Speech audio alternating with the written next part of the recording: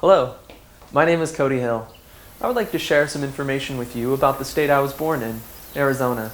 Before the first Europeans set foot in what would be known as Arizona, the land was inhabited by many different tribes of people. The Navajo, Hopi, Apache, and Pima are just 4 of the 21 federally recognized tribes of Arizona. When my father was 2 years old, his family moved to Keams Canyon, Arizona. It was located on the Navajo Nation Indian Reservation in northeastern Arizona. He lived there until he was 17. During these 15 years, the Hill family became very close to the Navajo, Hopi, and Tewa people. My grandfather, or Papa, as I have always called him, ran the trading post, gas station, and service station. My grandmother ran the motel. Before they left Keams Canyon in 1975, both the Navajos and Hopis gave speeches of gratitude for Papa's 15 years of loyal service to the people, tribes, and community. To this day, my grandparents' house is adorned with decorative pots, beautiful weaves, intricate sand paintings, and a handful of kachinas.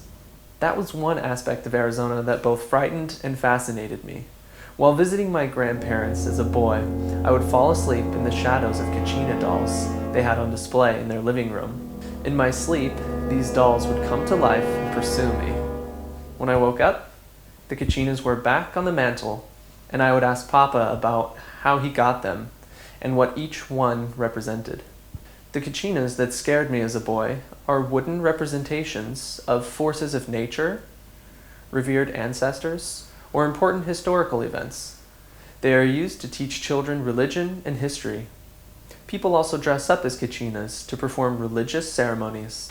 The Hopi religion, which incorporates many kachinas into its belief system, is based around the goal of becoming in harmony with the instructions of the creator of the earth. This involves having complete reverence and respect for all things. Let me now tell you a little bit about how Arizona got to where it is today.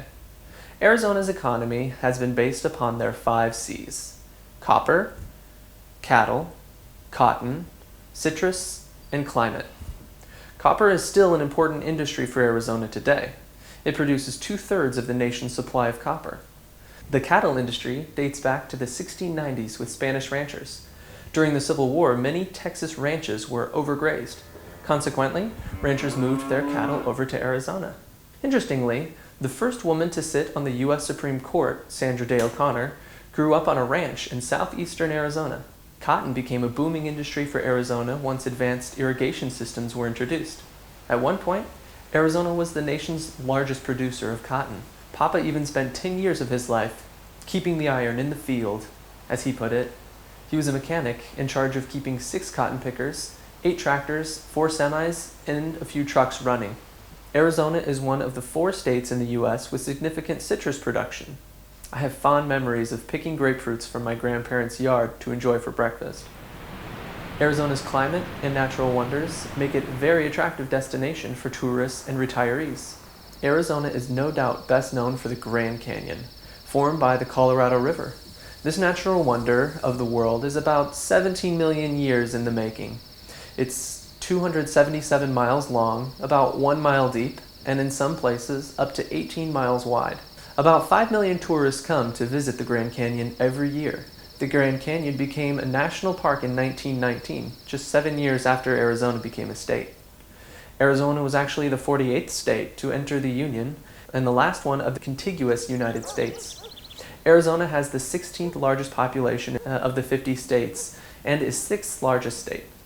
Over a quarter of the state is reservation lands. Some very famous people have called Arizona their home. The renowned architect Frank Lloyd Wright spent the last 22 years of his life in Scottsdale.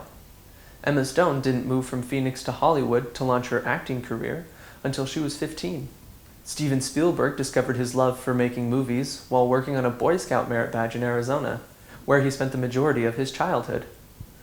The famous civil and workers' rights activist Cesar Chavez was also from Arizona. For more information on Arizona, simply visit arizona.gov. I hope you have enjoyed this brief overview of the Grand Canyon State. Make sure to come and visit sometime soon.